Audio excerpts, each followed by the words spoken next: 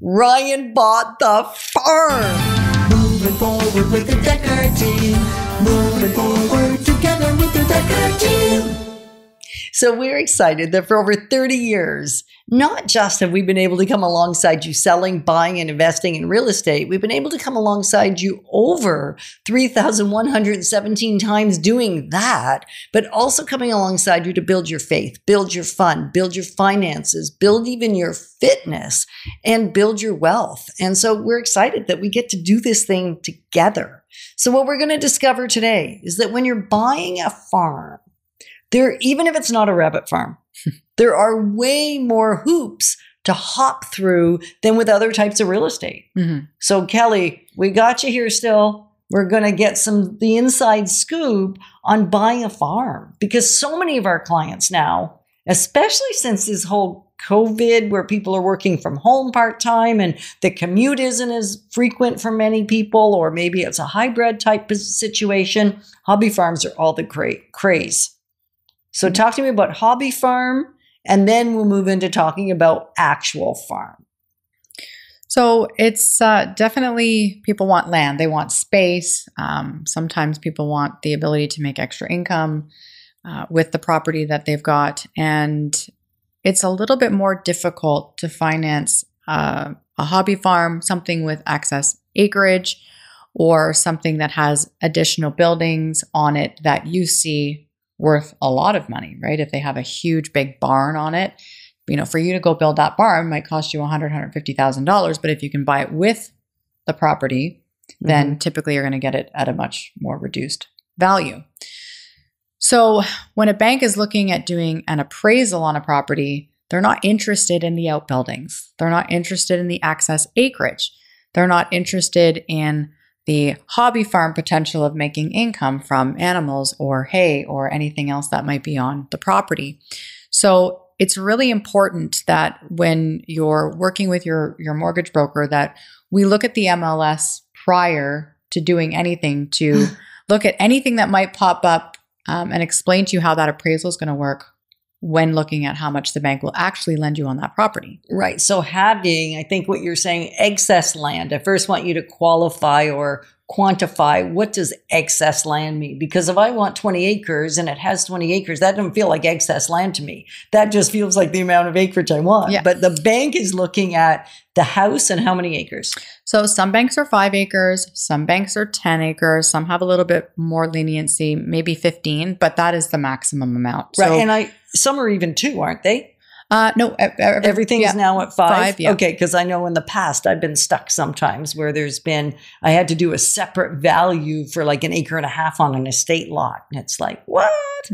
Right, but generally speaking, we're safe with up to 5. Yeah, we're safe with up to 5, and the appraiser will take, okay, what is the extra acre? What is every extra acre worth above and beyond that? And they'll take that typically off whatever that value right. is. So Ryan did just buy a hobby farm, and that's exactly what happened. Yeah. And so I think what he needed to know in advance, he needed a lot more down payment, because he needed to be able to cover that the appraisal wasn't going to come in even at the purchase price, even though he thinks he did well on the purchase. The appraisal didn't come in anywhere near what he paid for it. Right. And that doesn't mean it isn't worth it. No, not at all. It just means you're not getting financing for it. Right. So I think that's a really important thing to keep in the back of your mind as we talk about even investment properties, and as we have chatted about those, and when we talk about farms and other types of properties, just because the appraisal doesn't come in doesn't actually mean it's not worth it. It just means the bank isn't willing to lend on it. Correct.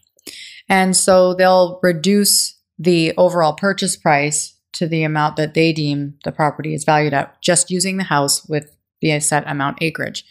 So without value of the outbuildings. No outbuildings, no nothing. So if you have a garage, that's definitely going to add some value. But if it's, $150,000 garage because, it's 100 feet by, 50, you're not going to get that type of value on it. So with Ryan, the buildings were a big deal for him. Yeah. The acreage was a big deal. That's what he was looking for.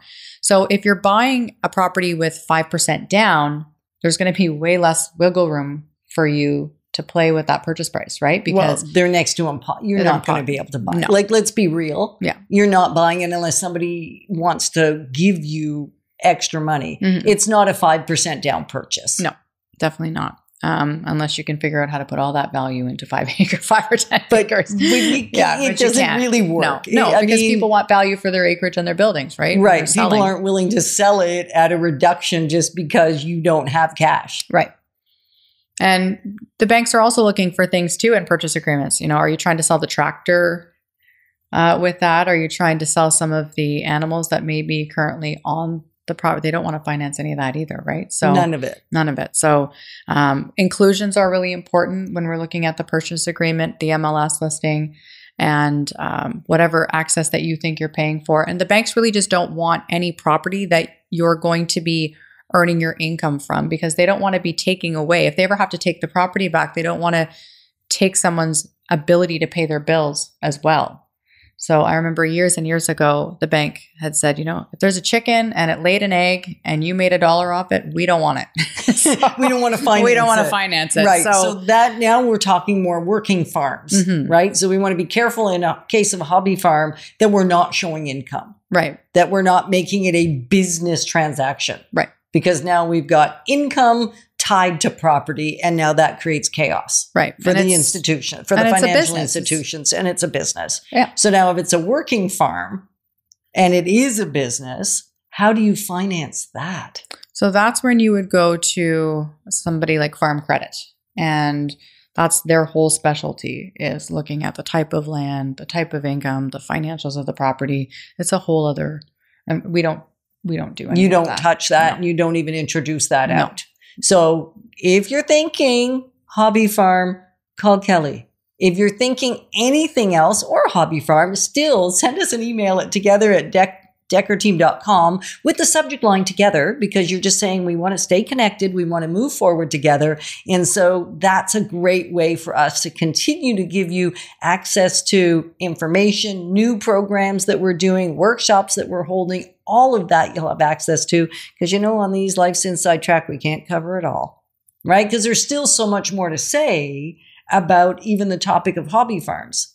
Yeah, even something like a simple appraiser. Are you getting a city appraiser to go in versus somebody who does these types of properties on the regular basis? So knowing which lender to go to in order to make sure that you have the ability to use somebody that knows this stuff inside and out is a big deal. We've seen big differences in purchase prices to the banks because somebody wasn't familiar with that type of property and they're coming from the wrong place. Absolutely. Or area. Right. They just don't even understand what we're talking about. So I think what I'm saying to you is, even if you're just considering, thinking about whether it's a hobby farm or any type of property, you do want to call Kelly and you do want to connect with me so we can make sure we can get you connected so you can explore your options. Mm-hmm. Because we know that when we have options and they're clarified, we're going to make wise choices. So we are grateful that we get to be your advocates, and we are actually quite honored to be your advocates on the journey